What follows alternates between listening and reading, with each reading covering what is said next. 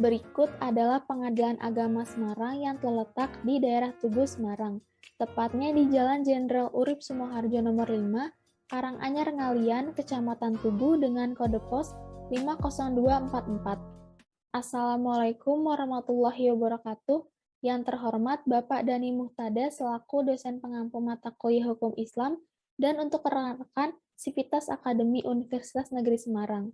Kami dari kelompok 2 ingin memaparkan hasil kerja kelompok kami yaitu berupa video observasi di Pengadilan Agama Semarang. Sebelumnya kami ingin memperkenalkan diri terlebih dahulu. Perkenalkan, nama saya Niko Salvador Marito dengan NIM 811420498. Perkenalkan, nama saya Rika Oktaviani dengan NIM 81114204999. Perkenalkan, nama saya Bakita Biarit DPWH dengan NIM 811142501. Perkenalkan, nama saya Dimas Kastara Andrianto dengan NIM 81114200502. Perkenalkan, nama saya Abraham Farid Ramanalu, NIM-nya 81114200503. Baik, kami akan memaparkan materinya. Selamat menonton. Saya akan menjelaskan mengenai sejarah Pengadilan Agama Semarang.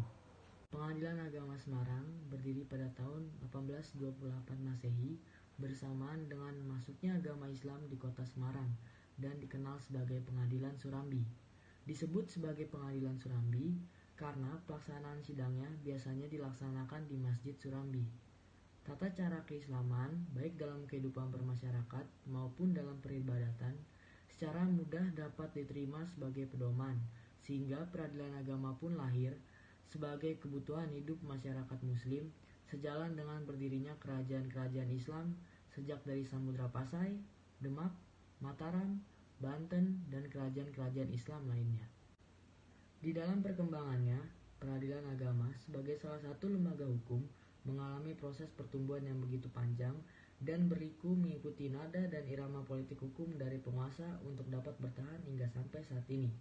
Pada awal berdirinya, Pengadilan Agama Semarang berkantor di Serambi Masjid Agung Semarang, yang kemudian pada masa jabatan Wali Kota Bapak Hadi Janto, berdasarkan surat Wali Kota tertanggal 28 Juli 1977, Pengadilan Agama diberikan tanah seluas kurang lebih 4.000 meter persegi, yang kemudian tanah tersebut dijadikan Gedung Pengadilan Agama Semarang pada tanggal 19 September 1978. Bangunan seluas 499 meter persegi tersebut diresmikan, yang kemudian sejak tanggal tersebut Pengadilan Agama Semarang memiliki gedung sendiri yang sampai sekarang masih ditempati. Pada struktur organisasi di Pengadilan Agama Semarang, diketuai oleh Dr. Andos Haji Anis Fuad SH dan Wakil Ketua dipegang oleh Dr. Andos Haji Zulkarnain Lubis, MH. Di Pengadilan Agama Semarang, memiliki 13 hakim aktif dan panitera yang dipegang oleh Haji Muhammad Dardiri SHMH dan juga pada bagian sekretaris dipegang oleh Haji Zulfikar Arif Rahman Purba SHMM. Mengikuti garis fungsional panitera, pada bagian panitera muda yang memiliki 3 bagian yaitu bagian permohonan, gugatan, dan hukum. Lalu mengikuti garis fungsional sekretaris ada kepala subbagian yang dibagi menjadi 5 subbagian sebagai berikut. 1. Perencanaan teknologi informasi dan pelaporan. 2. Pengelola sistem dan jaringan. 3. Kepegawaian organisasi dan tata laksana. Yang keempat, umum dan keuangan. Yang kelima, barang milik negara. Masih berlanjut pada struktur organisasi ada kelompok jabatan fungsional. Mengikuti pada garis struktural, pada panitera ada 3 bagian, yaitu panitera pengganti, jurusita, dan jurusita pengganti. Lalu mengikuti garis fungsional pada panitera muda ada 2 bagian yaitu analis perkara peradilan dan pengadministrasian registrasi perkara. Mengikuti garis fungsional pada subbagian kepegawaian organisasi dan tata laksana ada bagian fungsional yaitu analis SDM aparatur. Lalu mengikuti garis struktural pada sekretaris ada 1 bagian fungsional yaitu analis kepegawaian ahli pertama. Kasus atau perkara. Terdapat 5 jenis kasus atau perkara yang dapat diproses Pengadilan Agama Semarang, yaitu perdata gugatan, perdata permohonan, gugatan sementara, jinayat dan properti jinayat. Terhitung bulan Oktober tahun 2021, kasus masuk sebanyak yang pertama perdata gugatan 282 kasus baru, 550 kasus lanjutan bulan sebelumnya, 298 kasus yang telah mencapai putusan atau sudah diminutasi atau sudah diarsipkan, dan 534 kasus yang belum mencapai putusan. Yang kedua, perdata permohonan, 74 kasus baru, 45 kasus lanjutan bulan sebelumnya, 72 kasus yang telah mencapai putusan, dan 47 kasus yang belum mencapai putusan. Untuk gugatan sementara, jinayat dan properti jinayat, belum ada kasus masuk. Jadi dapat kita ketahui bahwa kasus yang dominan masuk ke dalam Pengadilan Agama Semarang ialah kasus jenis perdata gugatan seperti cerai, cerai gugat, dan cerai talak dilanjutkan dengan kasus perdata permohonan.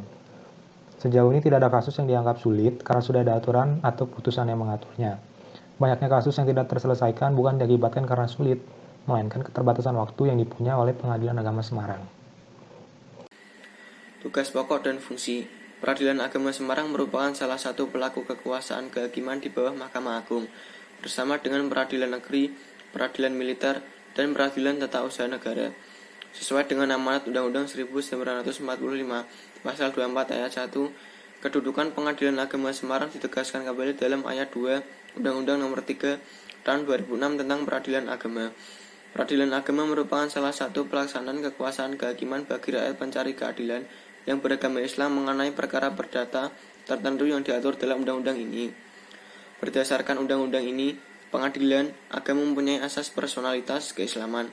Artinya, satu, yang tunduk dan yang dapat ditundukkan kepada kekuasaan kehakiman di lingkungan peradilan agama hanya bagi pemeluk agama Islam. Yang kedua, dan perkara tertentu, dan atau yang ketiga, hubungan hukum yang melandasi keperdataan tertentu tersebut berdasarkan hukum Islam. Tugas dan kewenangan Pengadilan Agama Semarang diatur dalam Undang-Undang Nomor 3 Tahun 2006 tentang Peradilan Agama.